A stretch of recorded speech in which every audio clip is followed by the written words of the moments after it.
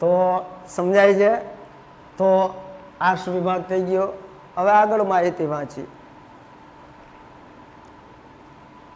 Science શાખામાં છોકરાઓની સંખ્યા 60% છે. ચાલો 7 નંબર આપીએ. સાયન્સ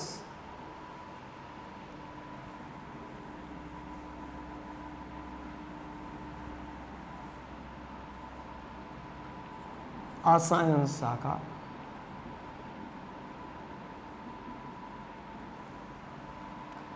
જોવો જોઈએ. સાયન્સમાં કુલ કેટલા વિદ્યાર્થીઓ છે? 10,000 આપણે ગણતરી કરેલી છે. હવે એમાં શું કહે છે સાયન્સ શાખામાં? તો કે 60% છોકરાઓ છે તો 40% છોકરીઓ છે. તો છોકરાઓની ગણતરી કરીએ. 10,000 ના 60% તો કે 6,000. તો છોકરીઓ કેટલી હોય?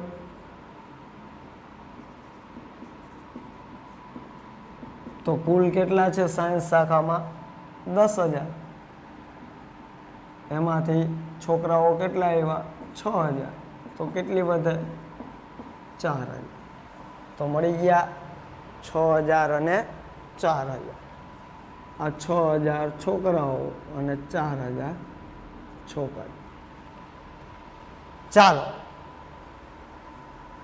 જ્યારે એન્જિનિયરિંગ શાખામાં 70% છોકરાઓ છે. એન્જિનિયરિંગ શાખામાં કુલ કેટલા વિદ્યાર્થીઓ છે? 5,000. તો હવે હું અહીંયા વેકી નાખું છું અને 9 નંબર લખી.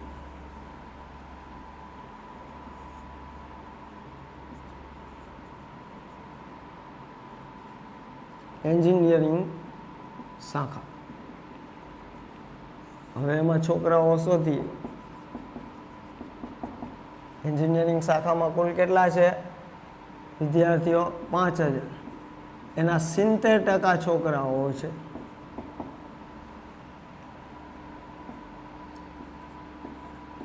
પાંત્રીસો છોકરાઓ છે. તો છોકરીઓ કેટલી હોય?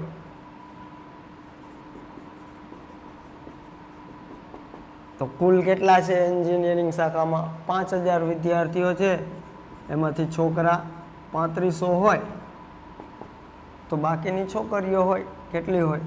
તો કે 1,500. મળી ગયા. છોકરાઓ 3500 અને છોકરીઓ 1,500.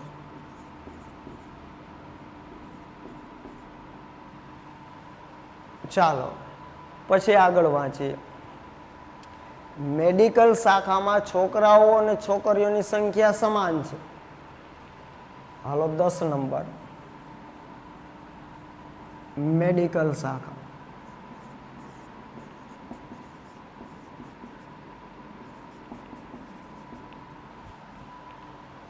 કેટલા છે? મેડિકલ શાખામાં કુલ વિદ્યાર્થીઓ 2,500.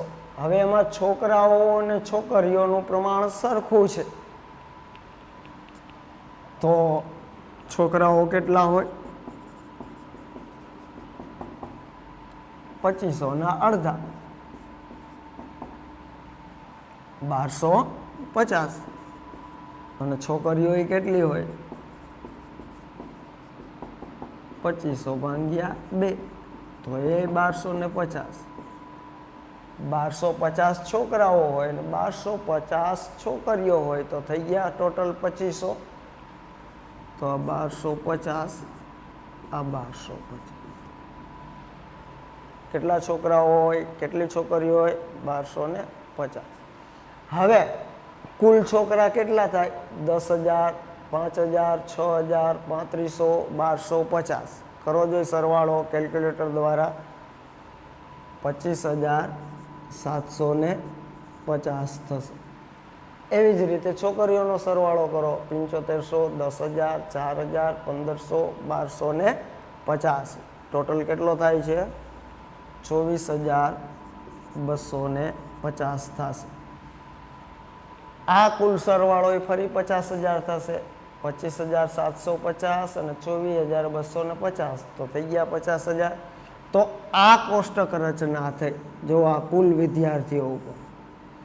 હવે તમારે આનું હેડિંગ આપવાનું છે આ કોષ્ટકનું.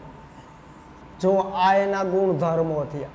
વિદ્યાર્થી જે છે 50,000 એનું જે તમે યોગ્ય ફિલ્ડમાં વર્ગીકરણ કર્યું એ એના ગુણધર્મો છે કે એક તો વિદ્યા શાખા, વિદ્યાર્થીઓની જાતિ ઉપર આધારિત કુલ વિદ્યાર્થીઓનું આ કોષ્ટક થયું. કુલ કેટલા વિદ્યાર્થીઓ છે? 50,000. કેના 50,000 વિદ્યાર્થીઓ છે? એક યુનિવર્સિટી. તો એ એનું હેડિંગ. તો હેડિંગ શું આપીએ?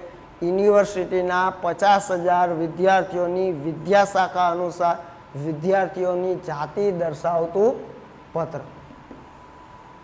કોનું કોષ્ટક? જાતિ અંગેનું કોષ્ટક. જો છે વિદ્યા શાખા યુનિવર્સિટીના 50,000 વિદ્યાર્થીઓની વિદ્યા શાખા અને વિદ્યાર્થીઓની જાતિ આધારે કોષ્ટક. તો આ ઉપર હેડિંગ આવે. તો આ થઈ કોષ્ટકની રચના. હવે વિચારી લ્યો કે આ કોષ્ટકની ઉપયોગિતા શું? આ કોષ્ટક કઈ રીતે ઉપયોગી બને? તો હવે તમારે આના ઉપર આધારિત જો તમારા થિયરિકલ પુસ્તકમાં જુઓ કોષ્ટક રચના અને તેના ઉપયોગો. હવે કોષ્ટક રચના તમારે આ કોષ્ટક જ પરીક્ષામાં પૂછાશે. સાદા કોષ્ટક, આકૃતિ, આલેખ, થી વધુ, થી ઓછા, એ એકેય નહીં. માત્ર તમારા અભ્યાસક્રમમાં આ કોષ્ટક છે. તો હવે આ કોષ્ટકની આપણે ઉપયોગિતા કેવી હોય? તો આ રીતે કોષ્ટક કોઈ પણ તૈયાર કરીને આપીએ તો કેટલું ઉપયોગી બને? તો જો બધી માહિતી સરળતાથી મેળવી શકાય, વિસ્તારપૂર્વક મેળવી શકાય કે ભાઈ આ યુનિવર્સિટીમાં કેટલી શાખાઓ છે વિદ્યાની, તો કે commerce, arts, science, engineering, medical. કુલ કેટલા છોકરાઓ છે આ યુનિવર્સિટીમાં, કુલ કેટલી છોકરીઓ છે. એના આધારે યુનિવર્સિટીની અંદર કુલ અભ્યાસ કરતા વિદ્યાર્થીઓ કેટલા છે તો સરળતાથી જોઈ શકાય. કોમર્સ વિભાગમાં કુલ 17,500 વિદ્યાર્થીઓ છે તો એમાં કેટલી છોકરાઓ છે, કેટલી છોકરીઓ છે. તો આ કોષ્ટક દ્વારા સરળતાથી આ બધી માહિતી આપણે સમજી શકીએ. એટલે જો એના ઉપર આધારિત કોષ્ટક રચનાના ઉપયોગ આપ્યા છે. આપેલ વિસ્તૃત માહિતીને વ્યવસ્થિત, સરળ અને સચોટ રીતે રજૂ કરી શકાય છે. કરી શકાય છે સરળતાથી, સચોટ અને ઉપયોગી બને છે આ માહિતી વધુ ને વધુ. સમય, નાણાં, વ્યય થતો બચાવી શકાય. જો બીજી ઉપયોગિતા છે જે તે અભ્યાસ માટે તપાસ હેઠળની જરૂરી માહિતીનો જ ઉપયોગ થતો હોવાથી સમય, શક્તિ અને નાણાંની બચત થાય છે. મોટા મોટા જે ધંધાકીય એકમો છે, પેઢીઓ છે, કંપનીઓ છે, તો આ રીતનું માહિતીનું યોગ્ય કોષ્ટક દ્વારા રચના, વર્ગીકરણ કરેલું હોય તો જે તે સમયે સરળતાથી અને સચોટ અને તાત્કાલિક કોઈ પણ સમય ગુમાવ્યા વગર, કોઈ પણ અન્ય ખર્ચ કર્યા વગર તારણો જ્યારે જરૂરિયાત જેવા પ્રકારની આવે એવા પ્રકારના તારણો આપણે તાત્કાલિક મેળવી શકીએ. કોષ્ટક રચનામાં જે માહિતીની સરખામણી કરવાની હોય તે પાસે ગોઠવવાની હોવાથી સરખામણી સરળતાથી કરી શકાય છે.